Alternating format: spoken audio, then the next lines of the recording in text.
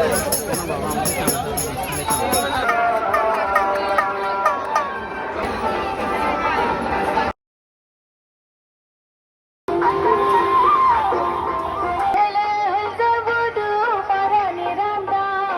Everyone, আসসালামু আলাইকুম। কি অবস্থা সবার?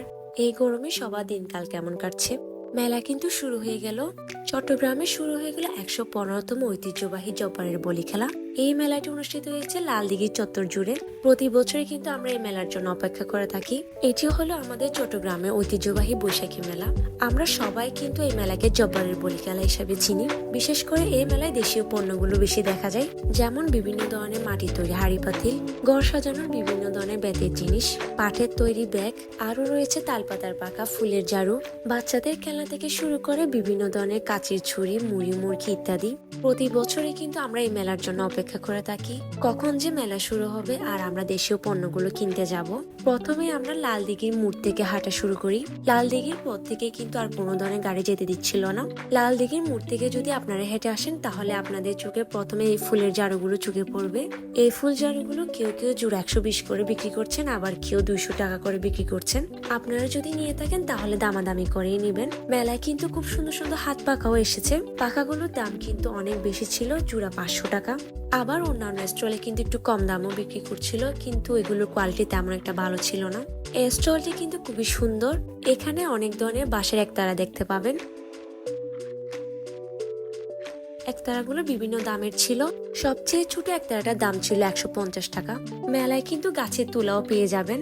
এই স্টলটিতে আপনারা প্লাস্টিকের প্লেট, বাটি আরো অনেক কিছু পেয়ে যাবেন। এর পাশে আরেকটি স্টলে প্লাস্টিকের ঝুড়ি বিক্রি করছে। প্রতিটা ঝুড়ির দাম ছিল 60 টাকা। বিভিন্ন ধরনের ডালাও কিন্তু পেয়ে যাবেন। অন্য আরেকটা স্টলে গিয়ে আমরা পাখাগুলোর দাম জিজ্ঞেস করছিলাম। এই স্টলটিতে একই দাম ছিল, এক পিস 200, 250 এমনই। এই যে দেখেন কত সুন্দর তালপাতার পাখা। পাখাগুলোর দাম ছিল 100, 180 টাকা এমনই। পাখাগুলো আসলে দেখতে খুব সুন্দর। ওনার স্টলে বাঁশের তৈরি অনেক কিছু আছে।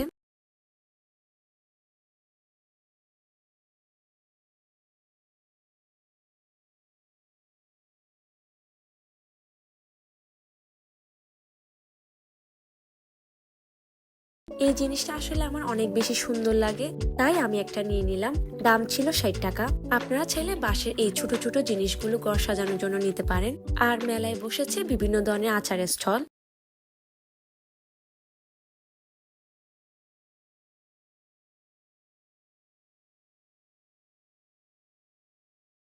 মেলায় কিন্তু ছোট ছোট জুয়েলারি স্টলও বসেছে। এত পরিমাণ গরম পড়ছিল আর এত মানুষের ভিড় ছিল মেলায় বলার মতো না। আর এই স্টলটিতে আপনারা খুব সুন্দর সুন্দর কাঠের জিনিস পেয়ে যাবেন। প্রতিটি জিনিসই কিন্তু খুব ইউনিক ছিল।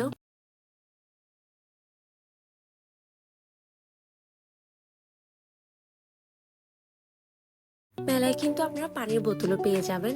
দাম ছিল 100 টাকা। এই জিনিসগুলো হচ্ছে মাটির শোপিস।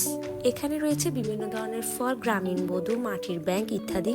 এই জিনিসগুলো দেখে আমার ছোটবেলার কথা মনে পড়ে যায়। আমি যখন ছোট ছিলাম তখন আমি আমার নানু বাড়িতে এই জিনিসগুলো সাজিয়ে রাখতে দেখেছি। এখনো আমার নানু খুব যত্ন সহকারে এই জিনিসগুলো সাজিয়ে রেখেছেন। এই স্টলটিতে আপনারা পাটের তৈরি ব্যাগগুলো পেয়ে যাবেন। দাম ছিল 750। উনি ব্যাগের দামটা আসলে অনেক বেশি রেখেছেন। এই সেম ব্যাগটি আমি 350 টাকা দিয়ে কক্সবাজার থেকে নিয়েছি। আর মেলা পেয়ে যাবেন বিভিন্ন সাইজের কার্পেট আর পাপোশ। কার্পেটগুলো বিভিন্ন রেঞ্জের ছিল। বড় কার্পেটগুলোর দাম 3200 টাকা বলছিল। এই পাশের স্টলগুলোতে ছিল সবগুলো বেতের তৈরি জিনিস।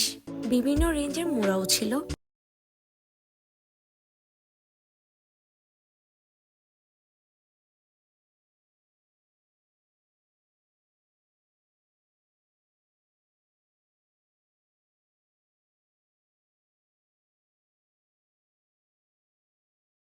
এই ফুলের মতো চেয়ারটার দাম ছিল 3000 টাকা। এই স্টলটিতে আপনারা বিভিন্ন ধরনের দোলনা পেয়ে যাবেন।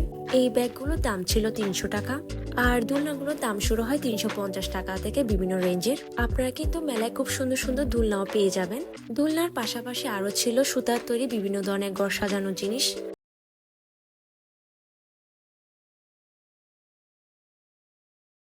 এই স্টলটিতে ছোট সাইজের খুব সুন্দর সুন্দর জুতা পেয়ে যাবেন। জুতাগুলো কিন্তু আসলে অনেক বেশি সুন্দর, কিন্তু কোয়ালিটিটা আমার তেমন একটা ভালো লাগেনি।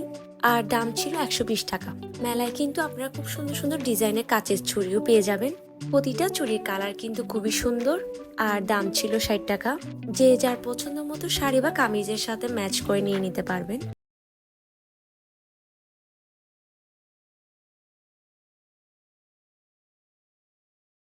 এই যে আমার নুরা মামনি, ওর পাপা কিন্তু গরম একদমই সহ্য করতে পারছিল না। এত গরমের মধ্যে ও আমার খুশির জন্য আমার সাথে মেলায় চলে আসে। এই স্টলটিতে আপনারা খুব সুন্দর সুন্দর ঘর সাজানোর জিনিস পেয়ে যাবেন। এই পাখির বাসাগুলো কিন্তু অনেক বেশি সুন্দর। দাম ছিল 150 টাকা, কিন্তু বড়গুলোর দাম আরো বেশি হবে। আর এই বেতের জুড়িগুলোর দাম বলছিল 400 টাকা। এই সেটগুলোর দামও ছিল 400 টাকা। এই ছোট পাখির বাসাগুলোর দাম ছিল 120 টাকা। খুব সুন্দর সুন্দর মাটির তৈরি হাঁড়ি পাতিল, মাটির তৈরি ডেক্সি, প্লেট, পানির জগ ইত্যাদি কিন্তু আপনারা পেয়ে যাবেন। মাটির তৈরি ফিল্টারও কিন্তু পেয়ে যাবেন এই মেলায়। এই মাটির টবগুলো কিন্তু আসলে অনেক বেশি সুন্দর। মিরর ওয়ার্ক করার কারণে মাটির টবগুলো আরো বেশি আকর্ষণীয় হয়ে উঠেছে। স্টলটিতে আপনারা পেয়ে যাবেন খুব সুন্দর সুন্দর পাটের তৈরি আয়না। এটি হচ্ছে অন্য আরেকটি স্টল। এই স্টলটিও খুব সুন্দর। এই পাটের পুতুলগুলোর দাম ছিল 200 টাকা। আর পাশাপাশি পেয়ে যাবেন ঘর সাজানোর বিভিন্ন ধরনের জিনিস। অন্যান্য স্টলের চাইতে স্টলটিতে ঘর সাজানোর অনেক ধরনের আইটেম ছিল। প্রতিটি আইটেমই ছিল খুবই ইউনিক। আপনারা মেলায় পেয়ে যাবেন পাটের তৈরি পাপুস। এই পাপুসগুলো ছিল অরিজিনাল পাটের। এর একদম পাশে স্টলে আপনারা দেখতেই পাচ্ছেন কত সুন্দর সুন্দর ঘর সাজানোর জিনিস। এই জিনিসগুলো প্রতি পিসের দাম ছিল 150 টাকা। আরো ছিল কিছু কালারফুল লাইট। এই লাইটগুলো সিঙ্গেলও কিনতে পারবেন, আবার চাইলে সেটও কিনতে পারবেন।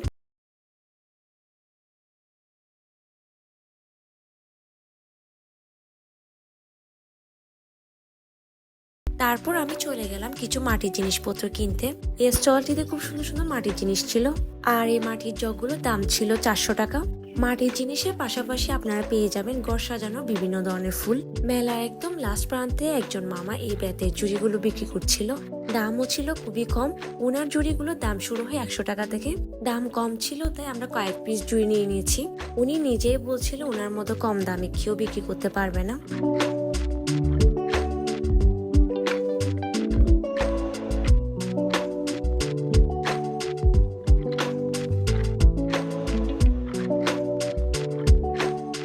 আজকের ব্লগটি এতটুকুই। আমার যতটুকু সম্ভব আমি আপনাদেরকে জিনিসগুলো দেখানোর ট্রাই করেছি।